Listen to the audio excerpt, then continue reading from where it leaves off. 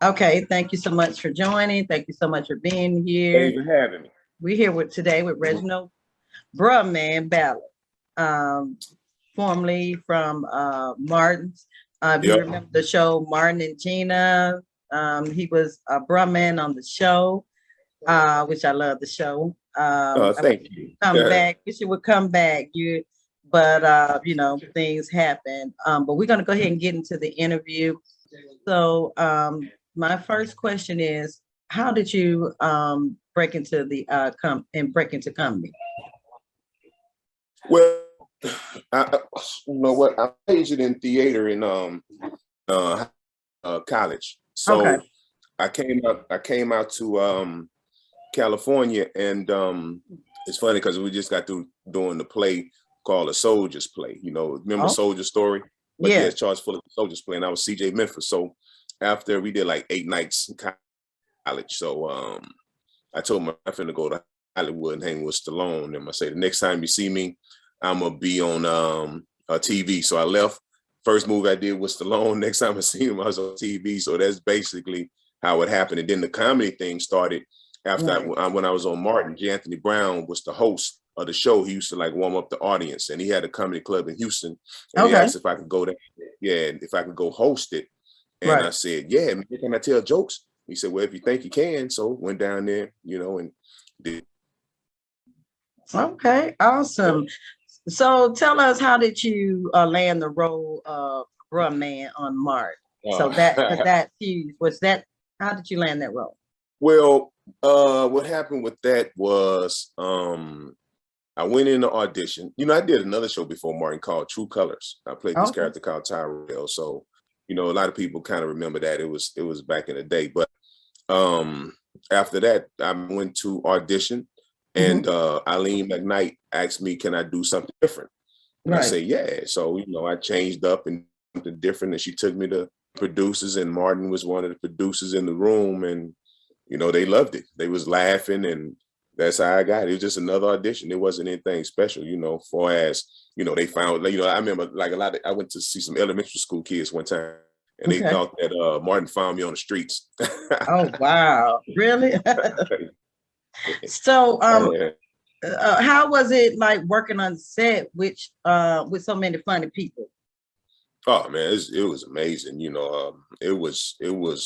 I mean, everybody was so cool, man. That's why I was still a rookie. So I was just, back in the cut. I used to always talk to the grip people and the lighting guys and the Okay. sound guys. I really didn't, I was kind of shy to interact with the stars, because I was in Texas a week visiting home, Okay. and me and my friend was watching. So he had him on video, man. I was on the floor crying, laughing at the Oh, Dragonfly wow. Jones character. And Oh, the next week went out there and got the part. So I kind of wow. I was looking up to them like they was like they were major stars to me. So Okay. So, is there yeah. any funny moments on set of Martin that you can kind of share with us?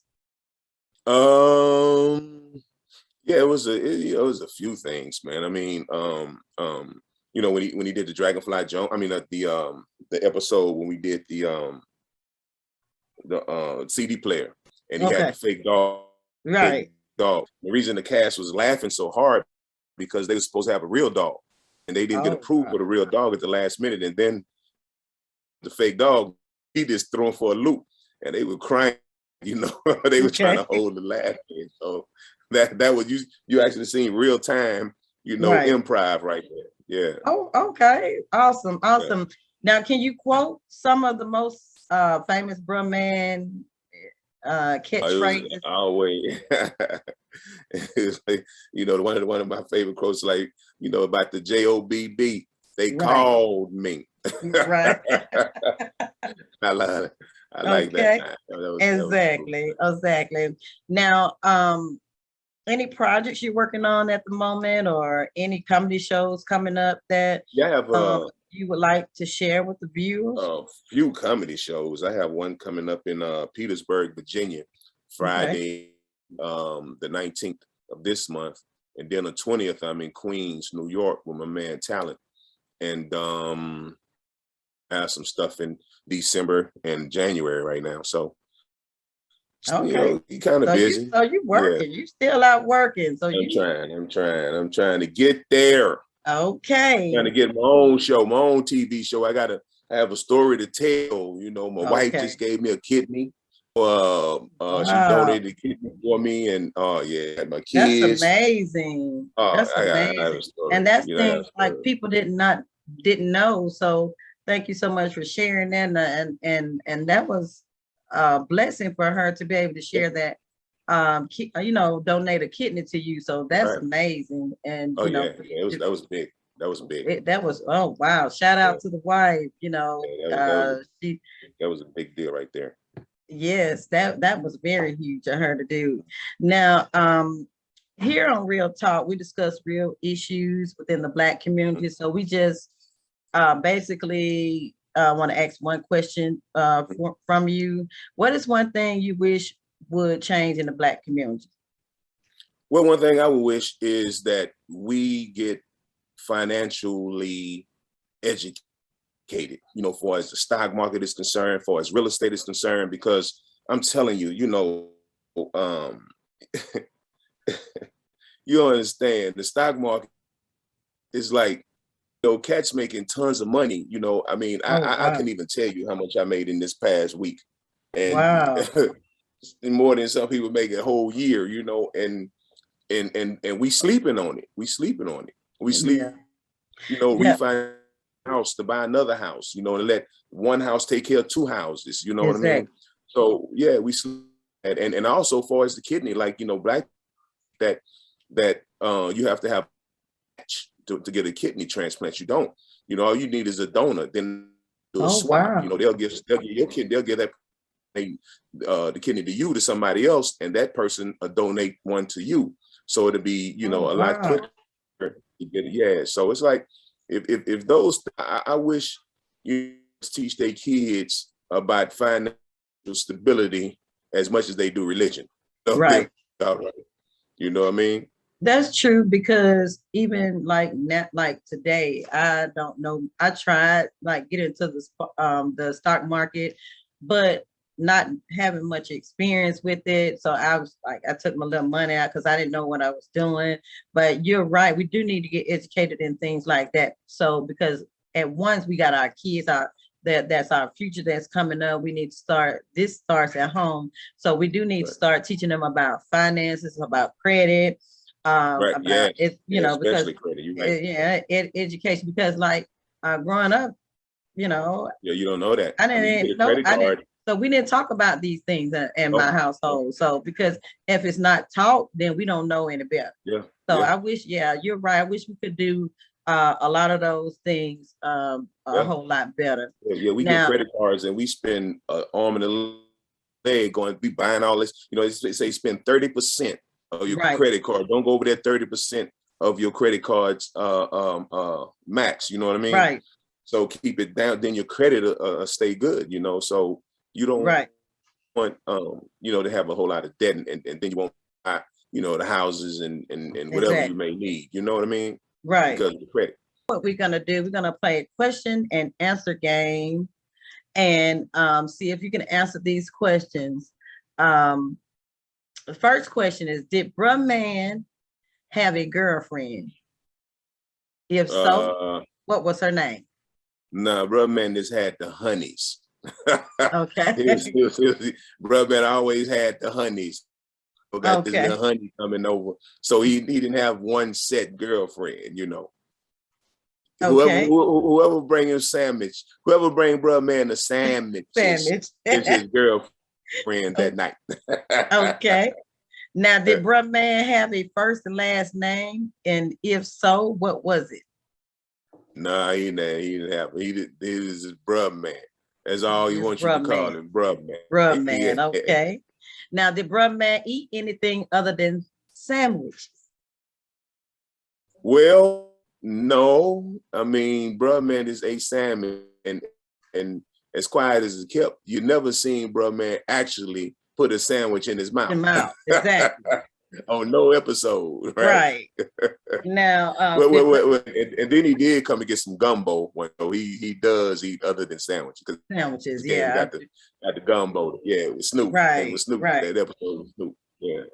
Did Bruh Man have a job? Bruh Man just came and borrowed what he wanted from anybody. Right, Martin wasn't right. Martin That's the Bruh Man I remember. coming through. Yeah. He just chill. I'm just be chilling.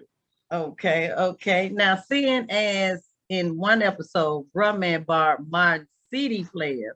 Now, what type of music did Bruh Man listen to? Bruh, like a Coltrane, Miles Davis, Monk type cat. Okay, Miles Davis. Okay, jazz. You know what I'm saying? That's Bruh. He mellow, laid back, chilling, listening to some John Coltrane. okay. That's it. That's me in real life. I love jazz. It's me and my son. My son, a jazz. Okay. Now, do you have now is there anything you would like to say to all the fans that has been fans of yours since those years on Martin? I appreciate them. I appreciate them. Thanks for the support. It's funny because a lot of them think that I've done a whole lot of. I've done 12 episodes, right? And I did like 40 the Bernie Mac show. But people know the Martin. I mean, I've done ER, NCIS, Parkers, all kind of stuff. But they know those 12 episodes. That's like a stamp. Yeah. Right. Yeah. That's because that's your breakout role. Right. Well, exactly. That's what we basically know. Everyone, if they don't know any other character, they know Bruh Man. So that's really. So when if somebody was to explain like who you are, that's how they was explain. Okay, oh, that's Bruh Man from Martin. They're not gonna say this Bruh Man from this show or that show. But is there anything that you like to leave with us, like for the fans, other than what you just shared about the community, what needs to be done in the community? Do you have anything that you want to address? Well, in our community, like I said, I mean, if we get financially educated on so many ways to make money now, that they try to stop you, who that be, might try to put a veil over your eyes and make you think things more difficult than what they really are. Exactly. And that's why I go to the stock market. It's like, when they making these big runs, some of these cats making like 50, 60,000. I'm talking about average people, making $50,000, $60,000 a week. Right. When Tesla hit the other day, man, I bought Tesla back in the day, back $200 and something. Now it's over $1,000. So when that hit, man, people making like $60,000 in a week. You know what I mean? Yeah, and we sleeping on that. I hear a lot of talk about it, but I haven't actually gotten to it myself. But that's something I need to do. I need to try to, get into that as well. Just trying to get a little bit more insight on it, because like I said, getting into it, just not knowing what to do. But that's what I'm people that own homes, people that own homes, it's time, like right now is a good time to refinance and buy another property, and then that property pay the mortgage for both of your properties. Exactly. And some rental properties and some vacation properties, rentals, vacation rentals, Airbnbs and Toro, get a car and go to the airport, leave your car there, rent your car just like Hertz and stuff, because they got an app for that. So you can make a lot of money doing that kind of stuff. Exactly. Let me ask you a question. Now, are you what are you doing? Are you on social media these days? Like, tell the fans where they can find you, can follow you, and see what's going on with you, like any shows, any events, anything coming forward in the next future, and anytime in the future. Yeah. Well, they can find me on TikTok. It's Bruh Man _5th flow. That's number 5 in FLO. So they can find me there, and that's also my IG and my Facebook. Okay. Facebook, Reginald Ballard. So Yeah, but you can find me on IG and TikTok on that. And like I say, Petersburg, Virginia, November 19th. I think show started 8 o'clock. Is at the I think it's 1004